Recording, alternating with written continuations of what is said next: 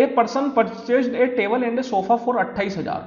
He sold the sofa at a profit of 10% and the table at a profit 15.25%. If his total profit was 13%, then the difference between the cost price of the sofa and the table is.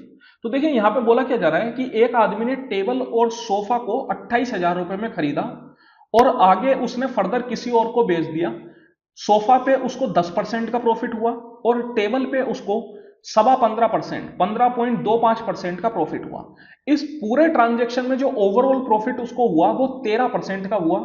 तो अपन से दोनों sofa और table की cost price का difference पूछा जा रहा है.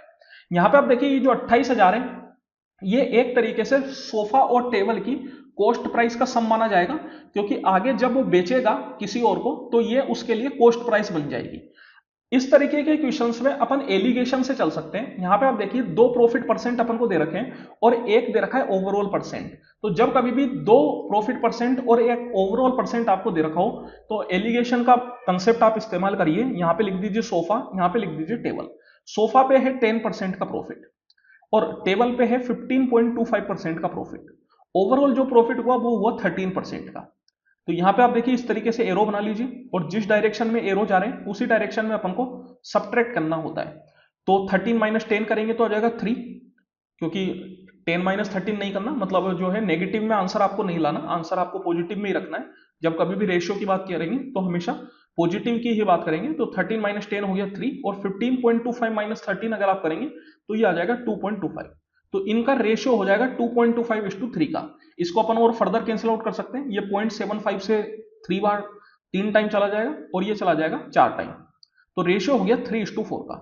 इसका मतलब जो सोफा और टेबल की कॉस्ट प्राइस होगी वो 3:4 के रेशियो में होगी. अब यहां पे अगर मैं बोलूं कि भैया सोफा 3 यूनिट है और टेबल 4 यूनिट है तो मिला के उनकी कॉस्ट प्राइस कितनी हो गई?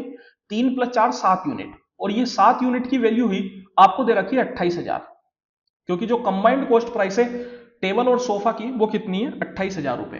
अब यहां पे अपन से दोनों की कॉस्ट प्राइस का डिफरेंस पूछ रहा है. तो देखिए यहां पे अपन ने जो उनकी कॉस्ट प्राइस थी वो 3 यूनिट और 4 यूनिट मानी है. अगर इनका मैं डिफरेंस लूंगा तो कितना आएगा? 1 यूनिट आएगा. दैट मींस कि 1 यूनिट की वैल्यू अपन से पूछी जा रही है. 7 से अगर आप इसको काटेंगे तो ये 7 से 4000 टाइम्स कट जाएगा. तो 1 यूनिट की वैल्यू हो गई 4000 और 1 यूनिट की ही वैल्यू अपन से पूछ रहा है. That means option number 2. तो ये अपना आंसर हो जाएगा. इस तरीके के क्वेश्चंस को हमेशा एलिगेशन से चलिए. नॉर्मल तरीके से चलने जाएंगे तो अपना अच्छा खासा समय बर्बाद करेंगे. एलिगेशन से ये सब क्वेश्चन बहुत जल्दी हो सकते हैं. इसलिए रेशियो का इस्तेमाल बहुत ज्यादा है. अगर आप एसएससी के किसी भी एग्जाम की तैयारी कर रहे हैं तो रेशियो पे अपनी पकड़ बनाने की कोशिश कीजिए. रेशियो पे अगर आपने अपनी पकड़ बनाई तो काफी सारे क्वेश्चंस को आप बहुत कम समय में कर पाएंगे.